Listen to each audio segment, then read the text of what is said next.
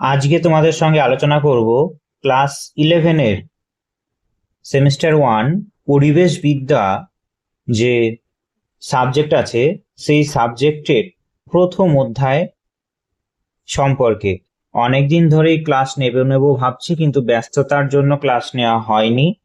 তবে আমি তোমাদের কথা দিচ্ছি যে অল্প কিছু দিনের মধ্যেই আমি যে সিলেবাস তোমাদের আছে ক্লাস 11-এর সমস্ত শেষ করে দেব।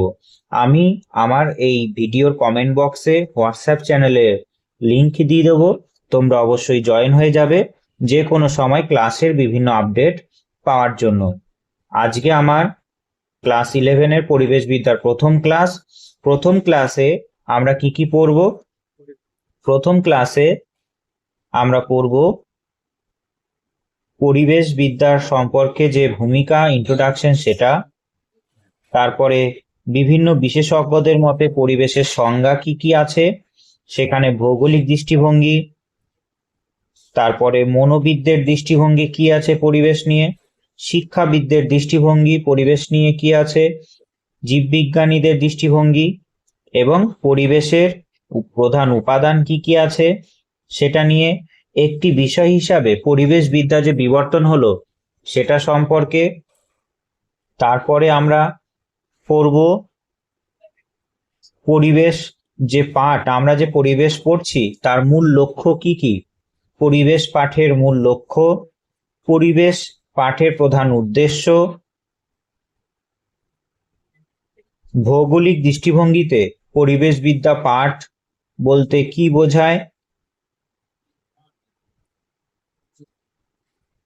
স্থানিক বিশ্লেষণ, প্রাকৃতিক ও সাংস্কৃতিক পরিবেশের মেলবন্ধন, প্রাকৃতিক সম্পদের সঠিক ব্যবহার ও ব্যবস্থাপনা কি করে করা যায়, পরিবেশগত বিপর্যয় মানচিত্রায়ন কেন জরুরি, বিভিন্ন অর্থে পরিবেশ বলতে কি বোঝায়।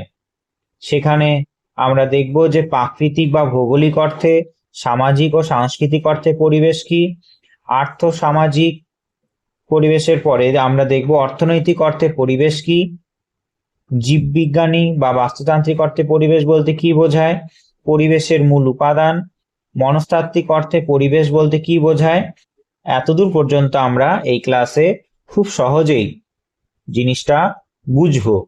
ঠিক আছে, এই প্রথম ক্লাসটা করলে তোমরা বুঝে যাবে যে পরিবেশ বিদ্যা কেন আমরা পড়ব এবং পরিবেশ বিদ্যা সাবজেক্টটা কেমন। ঠিক আছে, চলো আর দেরি না করে ক্লাস শুরু করা যাক। দেখো, প্রথমে তোমাদের বলি যে পরিবেশ নিয়ে যে সংজ্ঞা আছে। ঠিক আছে, পরিবেশ বলতে কি বোঝায়। সাধারণভাবে তুমি যেখানে আজকে বসে আছো, আমার ক্লাসটা দেখছো, সেটাও কিন্তু একটা পরিবেশ। সেটা হতে পারে একটা নির্দিষ্ট ঘর। এবার সেই নির্দিষ্ট ঘরটাই মানুষ তৈরি করেছে, তাই সেটা কি মানুষের তৈরি করা পরিবেশ। এবার তুমি যদি কোনো একটা বনভূমিতে গিয়ে হাঁটাচলা করো, সেই বনভূমিটা কিন্তু মানুষ তৈরি করেনি, সেটা প্রাকৃতিকভাবে তৈরি হয়েছে, সেইটা একটা পরিবেশ। তাই পরিবেশ বলতে সাধারণভাবে আমরা বলি যে আমাদের চারপাশে যেটাই আছে সেখানে সজীব উপাদানও থাকতে পারে বা জড় উপাদানও থাকতে পারে, এই সমষ্টিকে নিয়ে তৈরি হয় কি পরিবেশ। পরিবেশ যে শব্দটা, সেটা ফরাসি শব্দ এনভায়রন থেকে বা এনভায়রনার থেকে এসেছে, যার অর্থ কি বেষ্টন করা বা ঘিরে থাকা, অর্থাৎ তোমার চারপাশে যা বস্তুই আছে সেইটা তোমাকে ঘিরে রেখেছে, এইটাই হলো পরিবেশ। আবার টেকনিক্যাল ভাষায় যদি বলি যে আমরা জীব হিসাবে বেঁচে থাকার জন্য আমাদের চারপাশে যে প্রাকৃতিক, সামাজিক ও সাংস্কৃতিক পরিবেশ আছে, সেই সামগ্রিক রূপটাই হলো পরিবেশ। এর মধ্যে কি থাকতে পারে, আলো, বাতাস, জল, মাটি, এগুলি হলো প্রাকৃতিক। ঠিক আছে, সামাজিক পরিবেশ হিসাবে মানুষ আমরা আছি, তারপরে গাছপালা, পশু পাখি, অণুজীবী এবং মানুষের তৈরি সমাজ ও সংস্কৃতি সবই পরিবেশের মধ্যেই পড়ছে। ঠিক আছে, পরিবেশ কোনো একক বিষয় নয়, পরিবেশের মধ্যে মানুষ আছে, পরিবেশের মধ্যে সাংস্কৃতিক উপাদান আছে, পরিবেশের মধ্যে সামাজিক পরিবেশ আছে, সামাজিক উপাদান আছে, জৈব উপাদান আছে, ভৌত উপাদান আছে। সামগ্রিকভাবে পরিবেশ হলো এমন একটা বিষয় যেটা জীবের জীবন ধারণের জন্য উপযোগী এবং কোন একটা জীবকে কি করে, জীব বা উদ্ভিদকে বেষ্টন করে থাকে। এরপরে বিভিন্ন যে বিজ্ঞানী আছে তারা পরিবেশবিদ্যার যে সংজ্ঞা সেটা কি কি দিয়েছে, পরিবেশের সংজ্ঞা কি কি দিয়েছে। সেখানে আমরা যদি দেখি যে পরিবেশ যে সংজ্ঞাটা সেটা বিষয়ে অনেক দৃষ্টিভঙ্গি আছে, ঠিক আছে, এর পরিধি অত্যন্ত ব্যাপক। ভৌগোলিক জিওগ্রাফার যারা আছে তারা কি দৃষ্টিভঙ্গি দিয়ে পরিবেশকে দেখেছেন। ভৌগোলিক যারা আছে তারা বলেছেন যে মূলত স্থান প্রকৃতি, স্থান কোন একটা জায়গা, প্রকৃতি চারপাশে কেমন জলবায়ু, সেখানকার মাটি, উদ্ভিদ, সেখানকার মানুষের কার্যকলাপ, এই পারস্পরিক সম্পর্কের উপর ভিত্তি করে পরিবেশকে সংজ্ঞায়িত করেছে। স্থান দেখেছেন একটা জায়গা, প্রকৃতি সেখানে জলবায়ু, মাটি, স্বাভাবিক উদ্ভিদ এবং মানুষ, এই পারস্পরিক সম্পর্কের উপর ভিত্তি করে পরিবেশকে সংজ্ঞা দিয়েছেন। এরপরে ডক্টর সিসি পার্ক এর মতে পরিবেশ বলতে কি বোঝায়। পরিবেশ বলতে কোনো নির্দিষ্ট সময় ও নির্দিষ্ট স্থানে মানুষকে পরিবেষ্টিত করে থাকা সমস্ত অবস্থার সমষ্টিকে বলা হয় পরিবেশ। পিটার হ্যাগেট কি বলেছে, ভূপৃষ্ঠে মানবজাতির চারপাশে যে সমস্ত প্রাকৃতিক ও সাংস্কৃতিক উপাদান, প্রাকৃতিক উপাদান আমরা জানি জল, মাটি, বায়ু, সাংস্কৃতিক উপাদান মানে মানুষের কার্যকলাপ, অবস্থান করে তাদের সম্মিলিত রূপই হলো কি পরিবেশ। এবার মনোবিদরা কি বলেছে, মনোবিদরা উডওয়ার্ড তিনি বলেছেন যে বংশগতি ছাড়া, অর্থাৎ আমরা যে জীবন ধারণ করছি এবং প্রত্যেকটা মানুষই সন্তান জন্ম দিচ্ছে, এই যাবতীয় কার্যকলাপ ছাড়া মানব জীবনকে আর যা কিছু প্রভাবিত করছে, যা কিছু মানে সেটা তার পরিবেশের উষ্ণতা, জলবায়ু, বৃষ্টিপাত, মাটি, এই সামগ্রিক অংশটাই হলো কি পরিবেশ। বোরিং কি বলেছেন যে জন্মের পর থেকে মৃত্যু পর্যন্ত একজন মানুষ বা জীব যে সমস্ত উদ্দীপনার সম্মুখীন হন তাকেই আমরা পরিবেশ বলছি, ঠিক আছে। এরপরে মনোবিদদের পরে আছে শিক্ষাবিদ জন ডিউ কি বলেছেন পরিবেশ নিয়ে। পরিবেশ হলো সেই সমস্ত পারিপার্শ্বিক অবস্থার সমষ্টি। পারিপার্শ্বিক অবস্থার সমষ্টি মানে কি বোঝায়,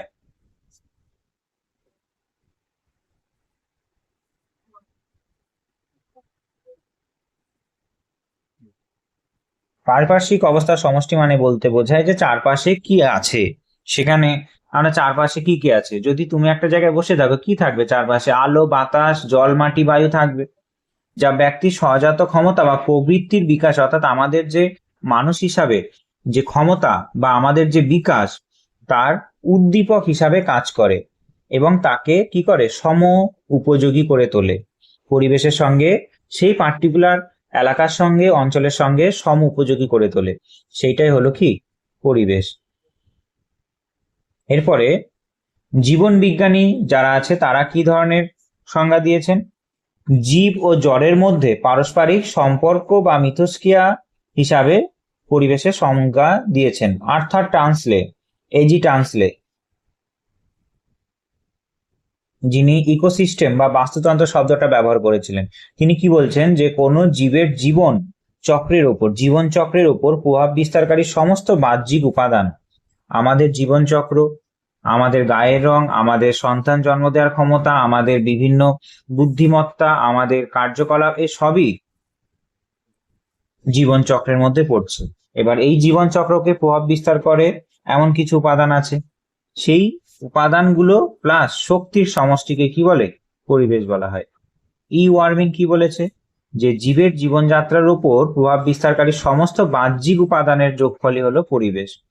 আমাদের চারপাশে যা আছে সেটা জল, মাটি, বায়ু, সূর্যের আলো, তারপরে আরো বাদবাকি যে প্রাকৃতিক বিষয়গুলো আছে সেগুলো সবই যোগ করলে যেটা পাওয়া যাবে সেটাই হবে পরিবেশ, ঠিক আছে। এবার পরিবেশের প্রধান উপাদান কি কি আছে দেখো।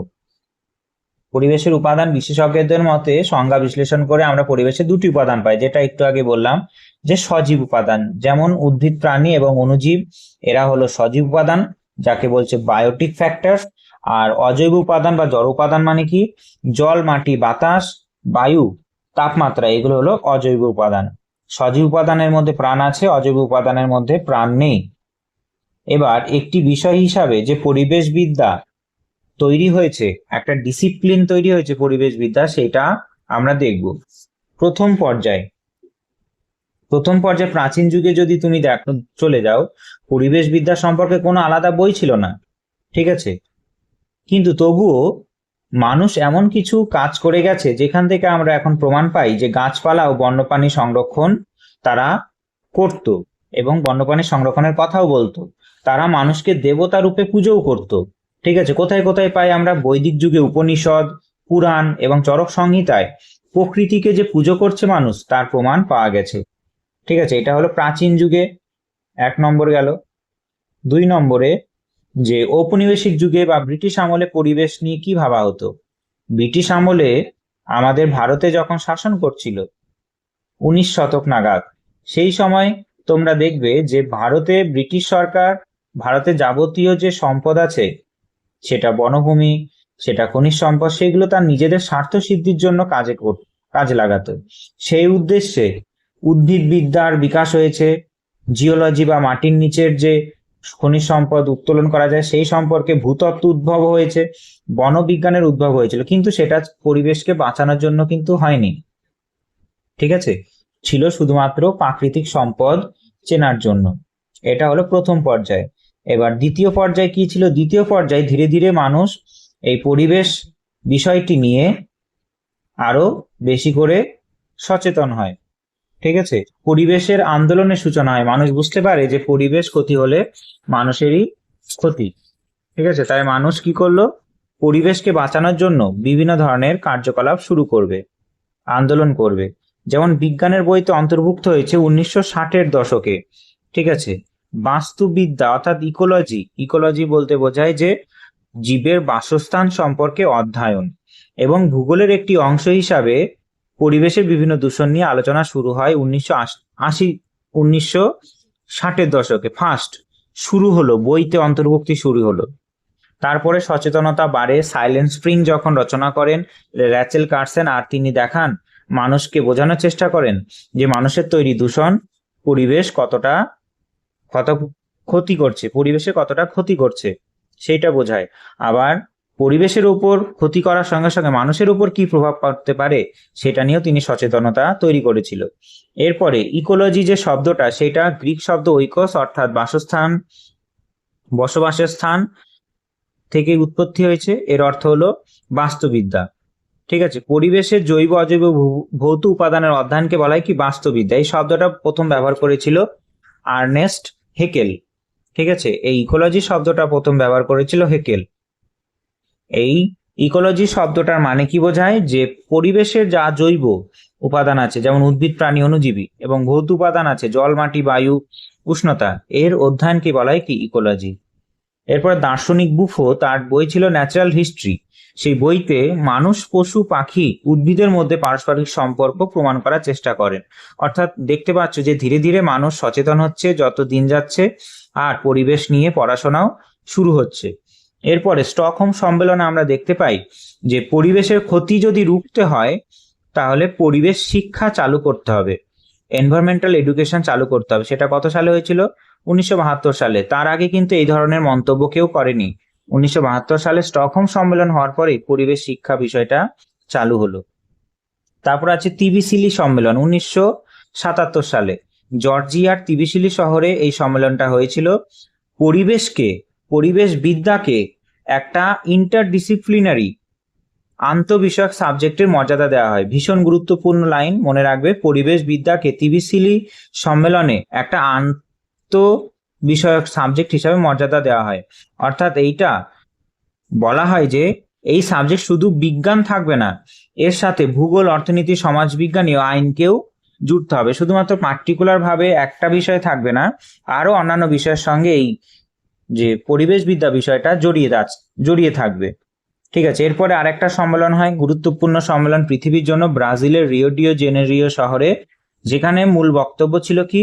যে কোনো সম্পদের উৎপাদন যেন, কোনো সম্পদ যদি আমরা উৎপাদন করি সেটা যেন কখনো পরিবেশের ক্ষতি সাধন না করে, ঠিক আছে। তারা কি করেছিল? যে স্থিতিশীল উন্নয়নের উপর বেশি করে জোর দিয়েছিল। অর্থাৎ স্থিতিশীল উন্নয়ন মানেই বোঝায় যে আমরা সম্পদ সমস্ত কিছু কাজ করব, কিন্তু আমরা এমন কিছু কাজ করব না যে পরিবেশের ক্ষতি করে। এই বসুন্ধরা সম্মেলনে প্রথম ব্যবহার করা হলো। এরপরে আমরা দেখব যে পরিবেশ যে বিদ্যা সেটা আমরা পড়ব কেন, তার উদ্দেশ্য কি, উদ্দেশ্য এবং লক্ষ্য কি। প্রথমে আমরা দেখব যে পরিবেশ পাঠের মূল লক্ষ্য। আন্তর্জাতিক সম্মেলন তিবিসিলি সম্মেলনে প্রথম এই পরিবেশ বিদ্যার যে লক্ষ্য আছে সেটা নিয়ে একটা নির্দেশিকা জারি করেছিল। পরিবেশ বিদ্যার পাঠের মূল লক্ষ্য কি, যে মানুষকে সচেতন করা। প্রকৃতি যে আমাদের সঙ্গে সমস্ত কিছু জুড়ে আছে সেইটাকে যদি ঠিকঠাক না রাখা যায়, প্রকৃতিকে যদি ভালোবাসা না যায়, তাহলে আমরা হয়তো পৃথিবী ছেড়ে চলে যেতে হবে। প্রকৃতি একদিন এমন কিছু ঘটনা ঘটে যাবে, প্রাকৃতিক দুর্যোগ বিপর্যয়, মানুষ বসবাসের উপযোগী নাও থাকতে পারে, বসবাসের উপযোগী পৃথিবী নাও থাকতে পারে। তাই পরিবেশ পাঠের মূল লক্ষ্য হলো সচেতনতা বৃদ্ধি করা, পরিবেশ নিয়ে প্রত্যেকটা স্তরের মানুষের কাছে সচেতনতা বৃদ্ধি করা, যে কিভাবে কি দূষণ হচ্ছে, পরিবেশের কোনটা ক্ষতি হবে, ঠিক আছে, জল দূষণ কি করে হয়, বায়ু দূষণ কি করে হয়, এইগুলো। আর বলছে জ্ঞান অর্জন, অর্থাৎ জ্ঞান অর্জন মানে কি, পরিবেশে আমরা জানি যে জৈব এবং অজৈব উপাদান আছে, এবার সেইটার সঙ্গে কি সম্পর্ক জৈব উপাদানের সঙ্গে অজৈব উপাদানের, তারপর পরিবেশকে কি করে ক্ষতি করছে, পরিবেশ ক্ষতি হলে আমাদের ওপর কি ক্ষতি হতে পারে, ঠিক আছে, সেই বিষয়ে সঠিক জ্ঞান অর্জনের জন্য পরিবেশ পাঠ আমরা পড়ব। তারপর মনোভঙ্গির পরিবর্তন, প্রকৃতির প্রতি ভালোবাসা এবং পরিবেশকে উন্নত করার কথা তখনই আমাদের মাথায় আসবে যখন আমরা পরিবেশ নিয়ে একটা সচেতনতা গড়ে তুলব বা পজিটিভ ভাবনা চিন্তা রাখবো। এরপর আছে স্থায়িত্বশীল বা সাস্টেনেবল উন্নয়ন, স্থিতিশীল বা স্থায়িত্বশীল বা সাস্টেনেবল উন্নয়ন।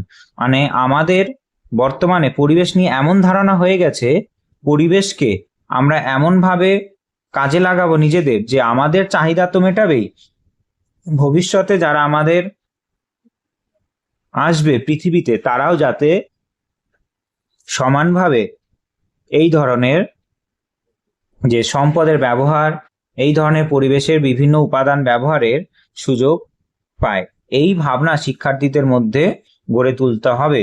এর জন্যই আমরা পরিবেশ বিদ্যা পড়ছি, এটাই ছিল লক্ষ্য। এবার উদ্দেশ্য কি ছিল, উদ্দেশ্য হবে যে সচেতনতা ও সংবেদনশীলতা। শিক্ষার্থীদের চারপাশে, অর্থাৎ তোমরা যেমন ছাত্রছাত্রী, তোমাদের চারপাশে এমন একটা অবস্থার সম্মুখীন হলো, দূষণ হচ্ছে, বিশ্ব উষ্ণায়ন হচ্ছে, সেইটা নিয়ে তোমরা যদি অবগত নাই থাকো, তাহলে কি করে ভবিষ্যতে এই দূষণ, জলদূষণ, বায়ু দূষণ বা বিশ্ব উষ্ণায়ন হচ্ছে সেটা সম্পর্কে তোমরা মোকাবিলা করবে, বা জলদূষণ, বায়ু দূষণ বা বিশ্ব উষ্ণায়ন কমাবে। তাই আমাদের সচেতনতা, সংবেদনশীলতা রেখে প্রত্যেকটা বিষয় সম্পর্কে জ্ঞান অর্জন করা ভীষণ জরুরি। জ্ঞান ও বোধগম্যতা, জৈব অজৈব বিষয় কিভাবে কাজ করে, বাস্তুতন্ত্র বলতে কি বোঝায়, বাস্তুতন্ত্র কিভাবে কাজ করে, পরিবেশের উপর মানুষের প্রভাব কি, এই যাবতীয় বিষয়গুলো, খারাপ দিক এবং ভালো দিক, এই সমস্ত যাবতীয় বিষয়গুলো এই পরিবেশ বিদ্যা পাঠ করলে আমরা জানতে পারবো। ঠিক আছে, জঙ্গল কাটলে ভালো দিক হবে না, খারাপ দিক। তারপরে প্রচুর পরিমাণে বনভূমি ছিল, সেইটা পুরোপুরি কেটে দিয়ে কয়লা উত্তোলন করলে দেশের ভালো হবে না, গাছ থাকলে ভালো হবে, সেই জায়গাতে কয়লা না উত্তোলন করে, এই যাবতীয় বিষয়গুলো আমরা পরিবেশ বিদ্যার উদ্দেশ্য হিসাবে জানতে পারি। ঠিক আছে, মূল্যবোধ ও মানসিকতা, সামাজিক হিসাবে, সামাজিক জীব হিসাবে আমাদের তো দায়িত্ব আছে, কর্তব্য আছে, যে বন্যপ্রাণী, উদ্ভিদ, প্রাকৃতিক সম্পদ, এগুলোকে সহানুভূতি দ্বারা, সহানুভূতিশীল হয়ে এগুলোকে রক্ষা করা। ঠিক আছে, আমাদের আগে মূল্যবোধ ও মানসিকতাও তৈরি করতে হবে। দক্ষতা অর্জন করা আরেকটা ভীষণ জরুরি, কারণ পরিবেশে কোনো সমস্যা যদি সলভ করতে হয়, যেমন স্থানীয় কোনো জলাশয় দূষণ বা আবর্জনা সমস্যা যদি মেটাতে হয়, তাহলে বৈজ্ঞানিক উপায়ে সেটা সমাধানের পথ বের করা, এবং তার সঙ্গে সঙ্গে সেইটাকে চিহ্নিতও করতে হবে, যাতে পরবর্তীকালে প্ল্যানিং করা যায় যে কি ধরনের উন্নয়ন করলে সেইখানকার মানুষ এই জিনিসগুলো থেকে দূরে থাকবে। ঠিক আছে, এরপর আছে সক্রিয় অংশগ্রহণ। শুধুমাত্র আমাদের ছাত্রছাত্রীদের বলবো যে শুধুমাত্র পরিবেশবিদ্যা বিষয়টা প্র্যাকটিক্যালি, শুধু থিওরিটিক্যালি না পড়ে প্র্যাকটিক্যালি ফিল্ডেও সেটা কিন্তু কাজে লাগাতে হবে। তাই বলছে পড়াশোনার মধ্যে সীমাবদ্ধ না থেকে বৃক্ষরোপণ, তারপরে পরিচ্ছন্নতা অভিযান, প্লাস্টিক বর্জন, এই যাবতীয় কাজগুলো তাদের কিন্তু সক্রিয়ভাবে অংশ নিতে হবে। এরপরে ভৌগোলিক দৃষ্টিভঙ্গি আছে, যে ভূগোলের দৃষ্টিভঙ্গি থেকে পরিবেশকে কিভাবে ব্যবহার করা হয়, পরিবেশবিদ্যা পাঠ কেনই বা করব। ঠিক আছে, ভূগোলবিদ যারা আছেন পরিবেশকে কোনো বিচ্ছিন্ন অংশ হিসাবে দেখতেন না, পরিবেশকে কোনো রকম বিচ্ছিন্নভাবে অংশ হিসাবে দেখতেন না, কিন্তু তারা স্থান, সময় এবং মানুষের সাথে প্রকৃতির যে সম্পর্ক, সেই নিরিখে পরিবেশকে বিশ্লেষণ করেন। ঠিক আছে,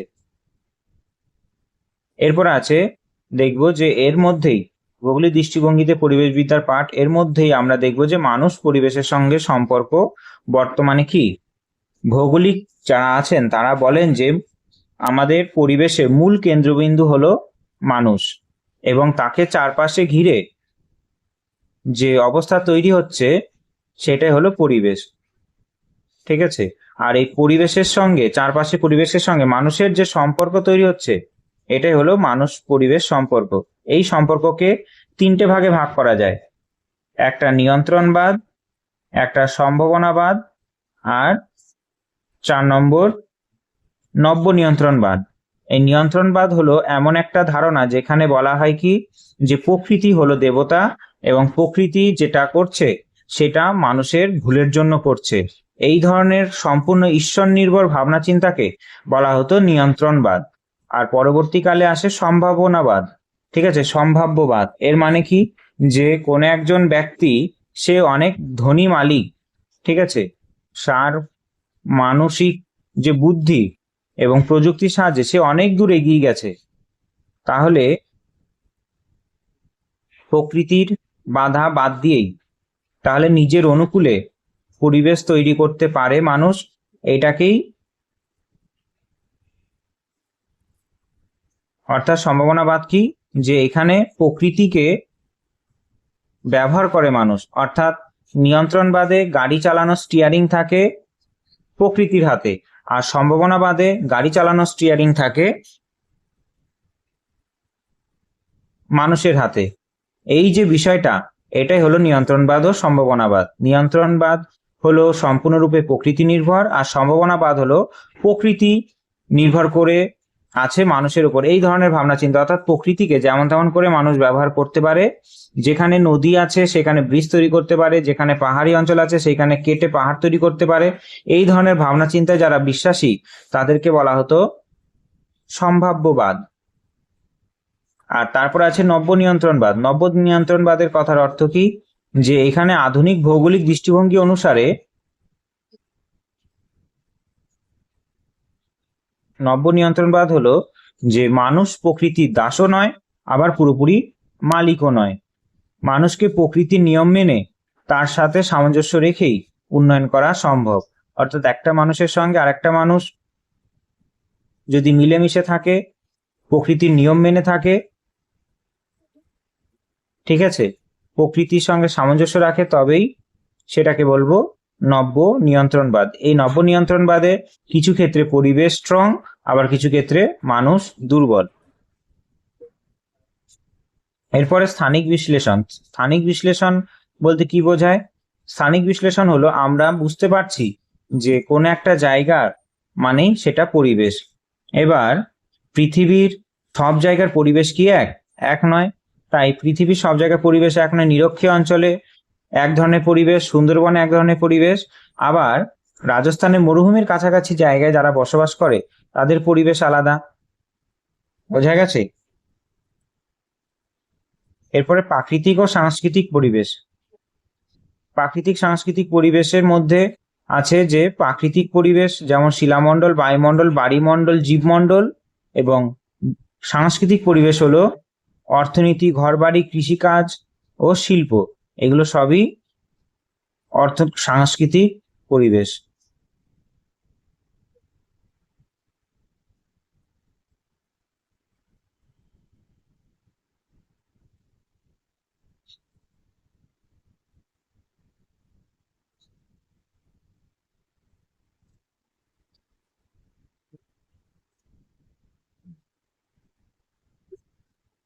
এরপরে প্রাকৃতিক ও সাংস্কৃতিক পরিবেশের মেলবন্ধন কি আছে? প্রাকৃতিক পরিবেশ এখানে শিলামণ্ডল, বায়ুমণ্ডল, বাড়িমণ্ডল, জীবমণ্ডলকে বোঝায়। সাংস্কৃতিক পরিবেশ এখানে অর্থনীতি, ঘরবাড়ি, কৃষিকাজ, শিল্পকে বোঝায়। আর ভৌগোলিক দৃষ্টিভঙ্গি আমাদের কি শেখায়? যে কিভাবে মানুষের সাংস্কৃতিক পরিবেশ প্রতিনিয়ত প্রাকৃতিক পরিবেশকে প্রভাবিত করছে এবং বদলে দিচ্ছে। এইটাই আমাদের পরিবেশ বিষয়টা ভৌগোলিক দৃষ্টিভঙ্গি থেকে হলো।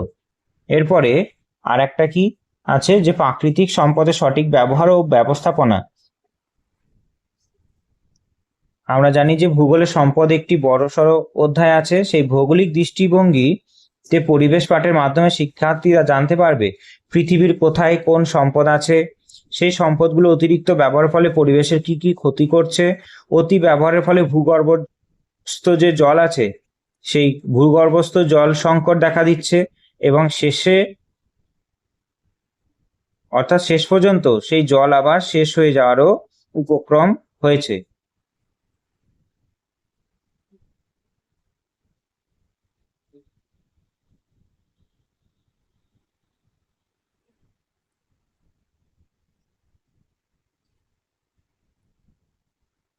হয়েছে।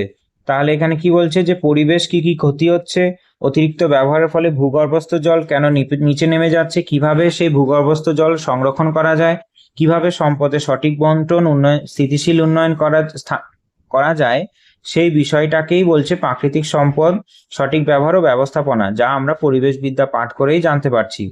এরপরে আমরা দেখব পরিবেশগত বিপর্যয় ও মানচিত্রকরণ। ঠিক আছে, যে আমাদের জিওগ্রাফিতে কি আছে, আমাদের যাদের যাদের সাবজেক্ট আছে জিওগ্রাফি, সবারই কম্পিউটারে জিওগ্রাফিক্যাল ইনফরমেশন সিস্টেম বা জিআইএস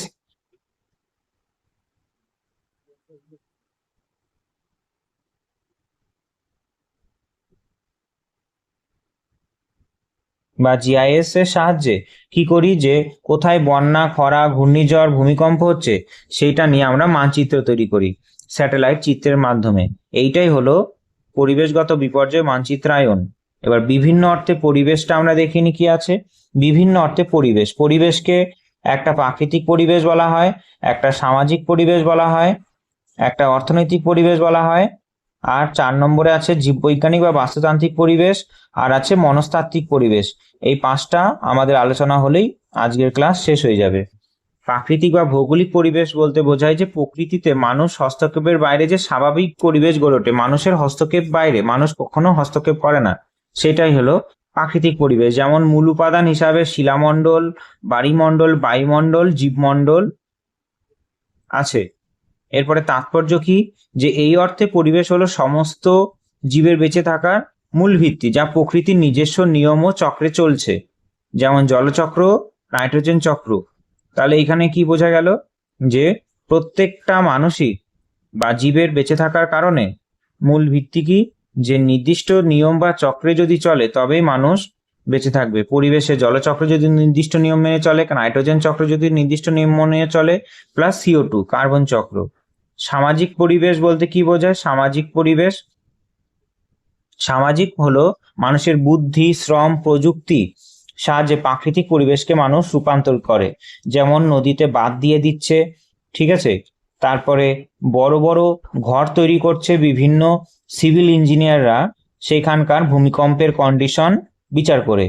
তাহলে এইটাই হলো মানুষের সাংস্কৃতিক পরিবেশ। এরপরে মূল উপাদান কি কি আছে এই সাংস্কৃতিক পরিবেশের? পরিবার, সমাজ, শিক্ষা প্রতিষ্ঠান, ধর্মীয় রীতিনীতি, উৎসব, ঘরবাড়ি, রাস্তাঘাট, কৃষিক্ষেত্র, কলকারখানা, এই কটা আছে উপাদান। অর্থনৈতিক পরিবেশ কি বলতে কি বোঝায়? অর্থনৈতিক পরিবেশ বলতে বোঝায় যখন কাঁচামাল বা সম্পদ হিসাবে দেখা হয়, ঠিক আছে, পরিবেশের উপাদানকে, তখন বাজারে সেটা বিক্রিও হয়। কোনো শাকসবজি আবার নিজেরাই হয়তো সেটাকে কনজিউম করলাম, তাহলে কাঁচামাল বা সম্পদ হিসাবে রাখা হয়, তখনই তাকে অর্থনৈতিক পরিবেশ বলে। মূল উপাদান কি কি আছে? প্রাকৃতিক সম্পদ, বাণিজ্য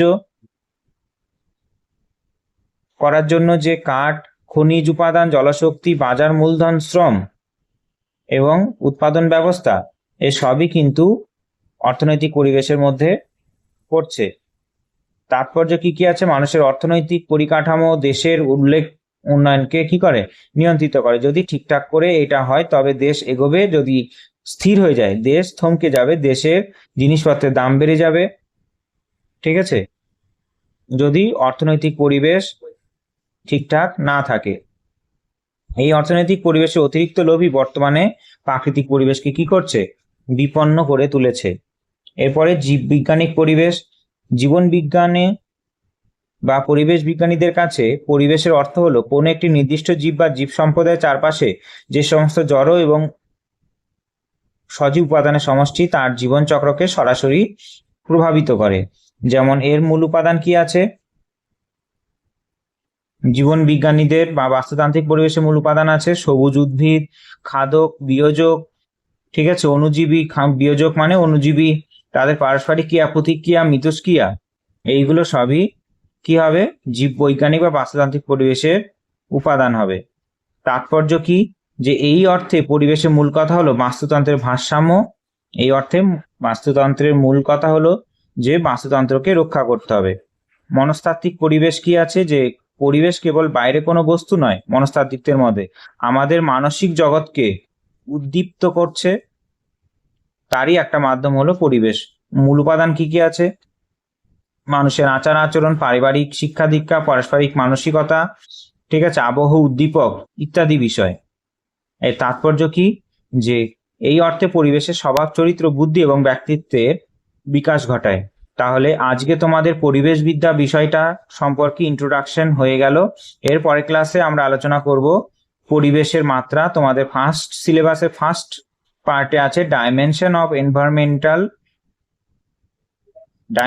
environment, physical, biological and social, অর্থাৎ পরিবেশের মাত্রা ভৌত, জৈব, রাসায়নিক এবং সামাজিক থেকে এর পরের দিন পড়াবো। ততক্ষণ ভালো থেকো। জয় হিন্দ, জয় ভারত।